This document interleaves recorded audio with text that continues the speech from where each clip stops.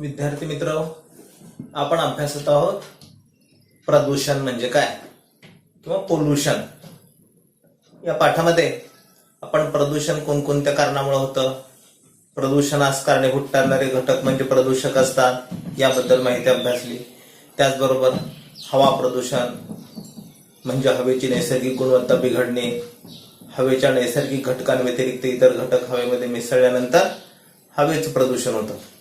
त्यानंतर आपण हवा प्रदूषणाची कारण आणि परिणाम अभ्यासली. त्याचबरोबर पाणी प्रदूषण म्हणजे काय, पाण्याच्या नैसर्गिक गुणवत्तेमध्ये बाधा निर्माण होणे किंवा पाण्यामध्ये दूषित पदार्थ मिसळल्यानंतर जो परिणाम होतो तो परिणाम म्हणजे पाण्याचं प्रदूषण. म्हणजे contamination of air, contamination of water हे पाण्याचं प्रदूषण म्हणजे कॉन्टॅमिनेशन ऑफ वॉटर, हवेचं प्रदूषण म्हणजे कॉन्टॅमिनेशन ऑफ एअर. मग ह्या सगळ्यांचे परिणाम काय होतात, त्यांची कारणं काय याबद्दल आपण जाणून घेतलं. आता आपल्याला अभ्यासायचंय मृदा प्रदूषण म्हणजे काय, मृदेचं प्रदूषण. मृदा कशाला म्हणतात, मृदा म्हणजे माती असं आपण म्हणतो. पण मृदा म्हणजे फक्त माती म्हणून चालेल का? ठीक आहे, मृदा म्हणजे माती हे काही चुकीचं होणार नाही, परंतु 100% बरोबर सुद्धा नाही. मृदा कशाला, मृदा आणि माती याच्यामध्ये फरक आहे. माती म्हटल्यानंतर त्या मातीमध्ये वनस्पतींची उगवण क्षमता आहे किंवा नाही या प्रश्नाचं उत्तर माती म्हटल्यानंतर आपल्याला मिळतेच असं नाही. परंतु मृदेचं वैशिष्ट्य काय असतं, ज्या मातीमध्ये ह्युमसचं प्रमाण असतं, ह्युमस, त्या मातीला मृदा म्हणतात. म्हणजे मृदा म्हणजे माती आहे, पण कोणती माती, ज्या मातीमध्ये ह्युमस आहे ती माती म्हणजे मृदा. मग ह्युमस म्हणजे काय, वनस्पतीजन्य आणि प्राणीजन्य पदार्थांचे अवशेष ज्या मातीमध्ये असतात ती माती म्हणजे असते मृदा. म्हणजे वनस्पतींच्या वाढीसाठी उपयुक्त असणारी माती म्हणजे मृदा. ज्या मातीमध्ये पिकांची उगवण क्षमता असते किंवा वनस्पतींची वाढ होते अशी माती, काही ठिकाणी माती अशी आहे त्या मातीमध्ये वनस्पतीच उगवत नाही, मग ती माती म्हणजे मृदा का? तर नाही, ज्या मातीमध्ये ह्युमस असतं ती माती म्हणजे मृदा. आणि मग मृदेचं प्रदूषण का होते, मृदा प्रदूषण म्हणजे काय हे आपल्याला अभ्यासायचे. या मातीचे काही भौतिक गुणधर्म आहेत, काही जैविक गुणधर्म आहेत आणि काही रासायनिक गुणधर्म आहेत. मातीमधल्या जैविक, भौतिक आणि रासायनिक गुणधर्मांमध्ये काही नैसर्गिक कारणामुळं किंवा काही मानवी कृतींमुळं अहितकारक बदल घडून येतात आणि अशा अहितकारक बदलाला मृदेचं प्रदूषण म्हणतात. बघा काय सांगितलं मी, मातीतील भौतिक, जैविक आणि रासायनिक गुणधर्मांमध्ये काही नैसर्गिक आणि काही मानवनिर्मित कृतींमुळं अहितकारक बदल घडून येतात. अशा बदलाच्या परिणामाला मृदेचं प्रदूषण म्हणतात. मग अशी कोणती नैसर्गिक कारणं आहेत आणि अशी कोणत्या मानवनिर्मित कृती आहेत ज्या नैसर्गिक कारणांमुळं आणि ज्या मानवनिर्मित कृतींमुळं मातीच्या किंवा मृदेच्या नैसर्गिक गुणधर्मांमध्ये अहितकारक म्हणजे नको असणारा बदल घडून येतो आणि म्हणून मातीचं किंवा मृदेचं प्रदूषण होतं. या प्रश्नांची उत्तरं आतापर्यंत आपण जे अभ्यासलं, हवेचं प्रदूषण, पाण्याचं प्रदूषण, त्या प्रश्नांच्या उत्तरामध्येच या प्रश्नाचं उत्तर दडलेलं आहे. म्हणजे मृदा प्रदूषण हे हवा प्रदूषण आणि पाणी प्रदूषण विशेष करून यांच्याशी संलग्न आहे. जरा त्या दृष्टीने विचार करा. जिथं पाणीच प्रदूषित आहे ते पाणी कुठं पडणार आहे, जमिनीवर. मृदेचं अस्तित्व कुठं असतं, जमिनीमध्ये. जे पाणी प्रदूषित आहे त्या पाण्यामुळे मृदेचं आपोआप प्रदूषण होणार आहे. म्हणजे पाण्याचं आणि हवा प्रदूषित असल्यामुळे पाणी प्रदूषित होणार आहे, कारण निसर्गामधले हे सगळे चक्र एकमेकांवर अवलंबून आहे. इथलं हवेचं चक्र म्हणजे ऑक्सिजन चक्र, नायट्रोजन चक्र, कार्बन चक्र, या सगळ्यांचा परिणाम म्हणून जलचक्राची निर्मिती किंवा जलचक्राचं कार्य या सगळ्यांच्यावर आधारित चालतं. आणि जलचक्र जर व्यवस्थित असेल तर पाण्याचं, मातीचं प्रदूषण होईल का? या सगळ्या प्रश्नांची उत्तरं जर आपण विचार करून शोधण्याचा प्रयत्न केला तर आपल्या लक्षात येईल की सगळ्या प्रकारच्या प्रदूषणांचा परिणाम एकमेकांवर होत असतो.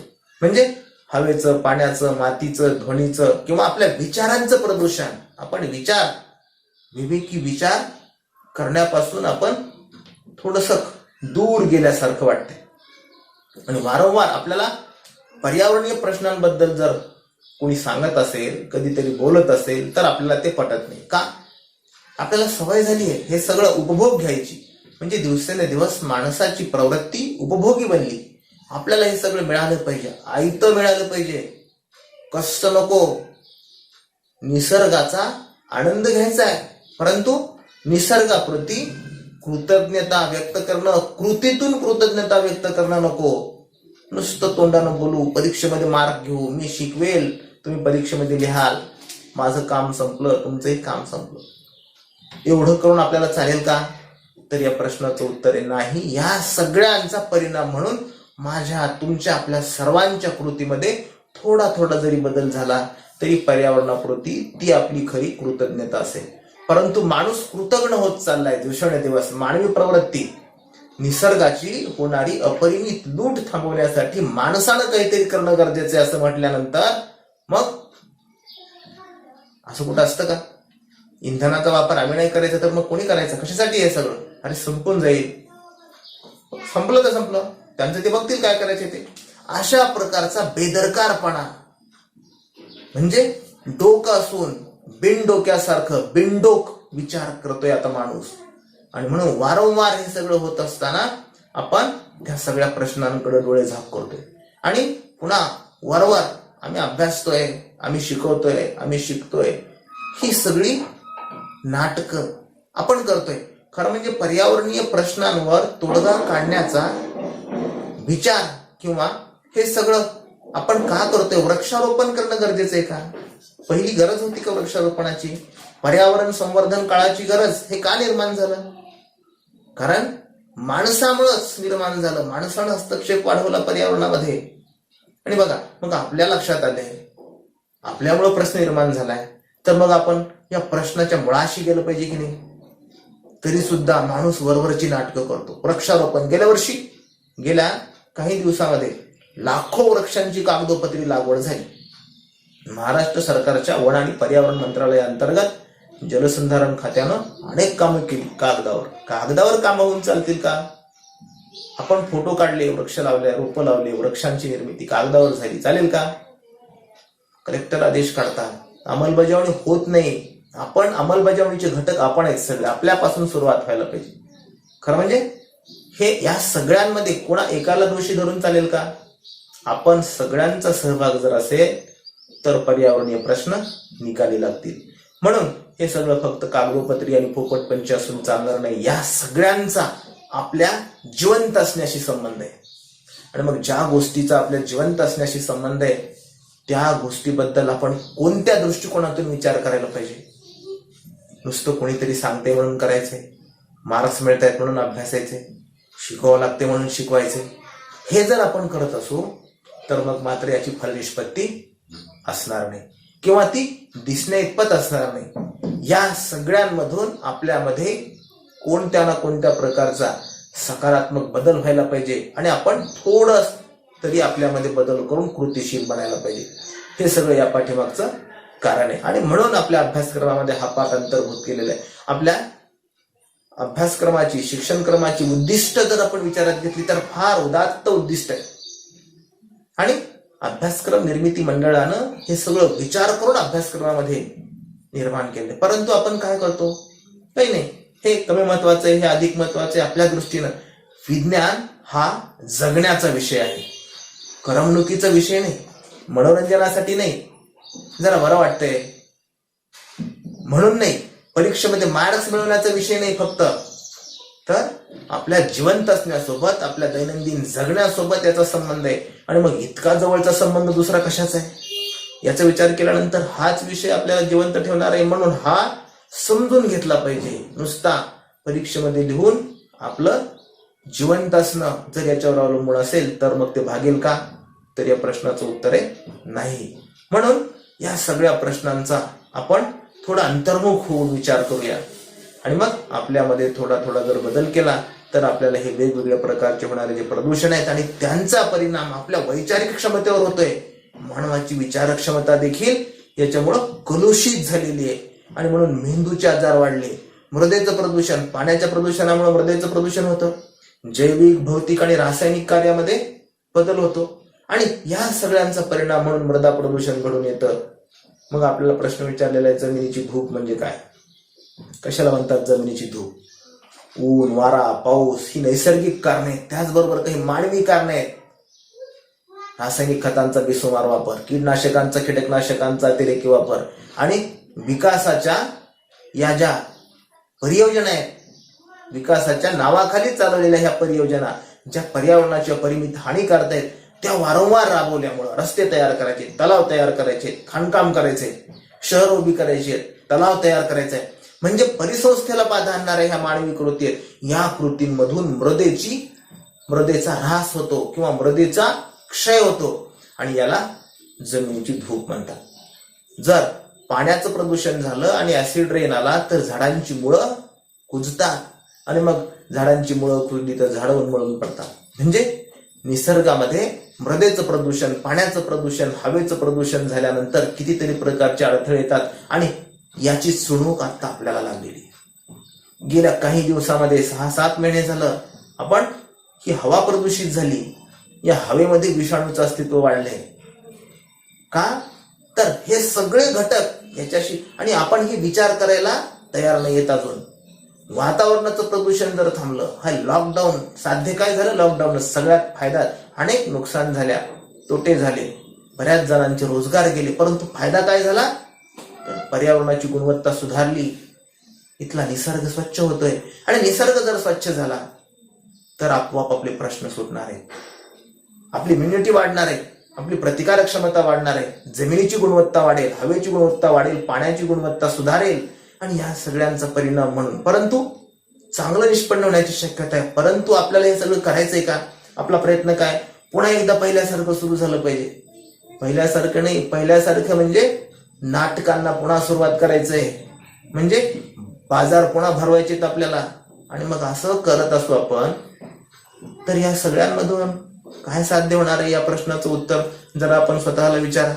आपल्याला प्रश्न विचारलेला आहे, जमिनीचे धूप होण्याची कारणं काय आहेत? ही सगळी कारणं आहेत. आपला अविवेकी वर्तन, निसर्गामधला वाढला चाललेला मानवाचा हस्तक्षेप, इथं पाण्याचं प्रदूषण होऊन पडणारा अंमली पाऊस, रासायनिक खतांचा, कीटनाशकांचा वापर, या सगळ्या कारणांमुळे जमिनीची धूप होते किंवा मृदेची धूप होते. आणि मृदेची जर धूप झाली तर इथल्या वनस्पती, इथल्या ज्या उत्पादकांची जी साखळी आहे, अन्न साखळीमध्ये उत्पादकांचं महत्व आहे, हे उत्पादकच जर इथून नाहीसे झाले किंवा त्यांच्या कार्यामध्ये बाधा आली तर मग मात्र अन्न साखळ्या विस्कळीत होतील आणि सगळे प्रश्न इथपासून सुरू होतील. आपल्याला प्रश्न विचारलेला आहे, मृदेची सुपीकता म्हणजे काय? मृदेची सुपीकता कशाला म्हणतात? नैसर्गिक गुणवत्ता जी आहे मृदेची, ह्युमस असणं गरजेचं आहे. ज्या मातीमध्ये वनस्पती उगवतात, ज्या मातीमध्ये त्या वाढतात, ज्या मातीमध्ये त्या फुलतात, त्यांना फळं येतात, नैसर्गिक पद्धतीनं जर हे होत असेल तर ती जमीन सुपीक म्हणायची. म्हणजे त्याला कीटनाशकांची गरज नाही, कीटकनाशकांची गरज नाही, अतिरेकी रासायनिक खतांची आवश्यकता नाही. असं असेल तर ती जमीन सुपीक. आता आपल्या जमिनी सुपीक राहिलेत का? दिवसेंदिवस वाळवंटीकरण होत चाललेले. आपल्या मराठवाड्याचं आणि विदर्भाचं तर विशेष करून जास्त होत आहे. आणि आपल्याकडं ऊस नावाचं पीक वारंवार शेतामध्ये घेतल्यानंतर जमिनीची क्षारता वाढली, जमिनी क्षारमय झाल्या, कारण आपण या ऊसाला वारंवार पाणी देतो. वारंवार पाणी दिल्यामुळे पाण्यामध्ये विरघळलेले क्षार त्या जमिनीमध्ये वाढले आणि जमिनी क्षारपट झाल्या, जमिनींची क्षारता वाढली, जमिनी खाऱ्या झाल्या आणि खाऱ्या जमिनी झाल्यानंतर समुद्रामधलं पाणी समुद्रकाठच्या जमिनीमध्ये आल्यानंतर त्या जमिनी खाऱ्या होतात आणि खाऱ्या जमिनींची उपजाऊ क्षमता कमी होते. म्हणजे आपल्या जमिनी आता नापीक होत चाललेल्या आहेत. आणि सुपीक जमिनी कशाला म्हणतात? ज्या जमिनीमध्ये पीक व्यवस्थित वाढतं ती जमीन म्हणजे थोडक्यात सुपीक जमीन, आपली साधी कसोटी. मग आता शेतामध्ये पीक पेरल्यानंतर पीक उगवत नाही. सोयाबीन यावर्षी 50% उगवण क्षमताच नव्हती. म्हणजे काय? जमिनीची सुपीकता कमी व्हायला लागलेली आहे. आणि आपण म्हणतो बियाणं खराब होतं. बियाणं का खराब आलं? बियाणं जमिनीमध्ये उगवलं होतं, का कारखान्यात तयार झालं बियाणं, ज्या जमिनीमधून बीजोत्पादन झालं ती जमीन नापीक झाली होती, म्हणून त्या बीजांमध्ये अंकुरण क्षमता नव्हती, म्हणून तुमच्या सोयाबीनच्या उगवण क्षमतेमध्ये परिणाम झाला. हा विचार आपण केला तर आहे, परंतु आपण फक्त वरवर मलमपट्टी करतो. 10वीच्या वर्गाचे चांगले तास झाले पाहिजे, एक्स्ट्रा तास, जादा तास नावाचं एक नाटक चालतं. अरे पण पहिलीच्या 5वीच्या विद्यार्थ्यांना जर आपण व्यवस्थित घडवलं तर 10वीच्या विद्यार्थ्यांमध्ये आपण गांभीर्य येईल, त्यांचा पाया भक्कम होईल. मूळ प्रश्न तिथे आहे, पण आपण मुळावर नाही, शेंड्याकडे उपाययोजना. मलमपट्टी चालते, ही मलमपट्टी चालेल का? म्हणून हे पर्यावरणीय प्रश्नांची दाहकता, तीव्रता कमी व्हायची असेल तर आपल्याला मुळाशी येणं गरजेचं आहे. आणि मूळ म्हणजे पर्यावरणीय प्रश्न आहेत. आपल्याला 2 इथं मातीचे नमुने दिलेत, या मातीचं निरीक्षण करा. यापैकी सुपीक माती कोणती असेल आणि नापीक माती कोणती असेल या प्रश्नाचं उत्तर जरा स्वतःला विचारा.